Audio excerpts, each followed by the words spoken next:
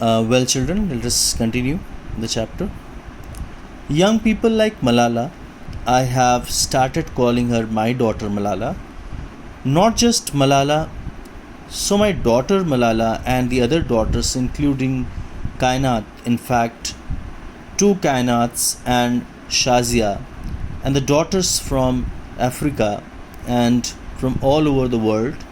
They're rising up and choosing peace over violence, tolerance over extremism, and courage over fear.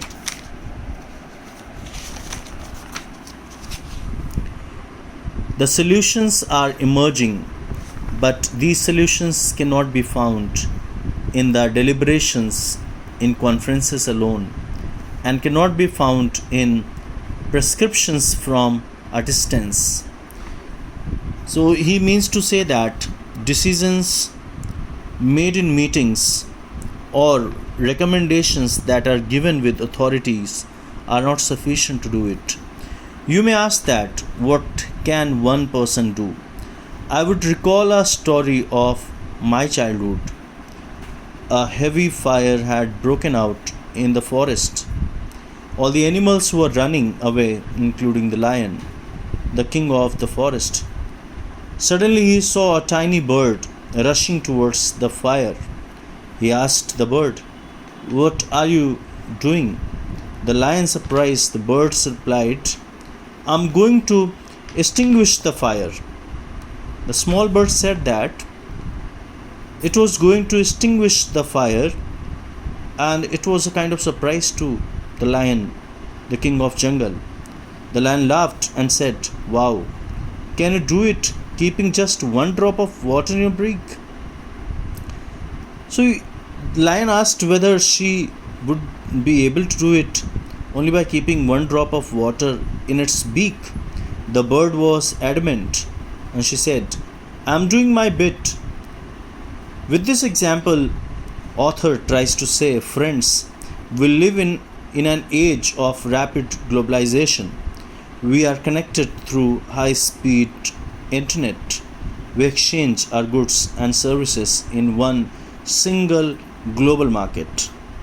Thousands of flights every day connect us from one corner to another corner of the globe. But there is one serious disconnect, that is the lack of compassion. He means to say that if all these things can be done, if all these things are possible, then being compassionate towards such children, we can also accomplish this great task. Let us inculcate and transform these individuals and compassion into global compassion. Let us globalize compassion, and with global compassion we will be able to fulfill the dreams of children in the globe. Mahatma Gandhi said, if we are to teach real peace in this world, we shall have to begin with the children. I humbly add, let us unite the world through compassion for our children. I ask, whose children are they who stitch footballs yet have never played with one? Whose children are they who harvest cocoa yet have never tasted chocolate? Whose children are they who are dying of Ebola? Whose children are they who are kidnapped and held hostage?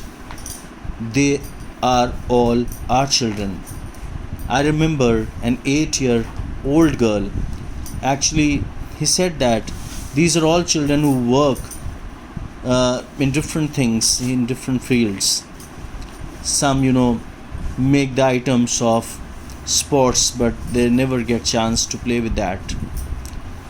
And he's giving example of 8-year-old girl we rescued from intergenerational forced labor from stone quarries when she was sitting in my car right after rescue.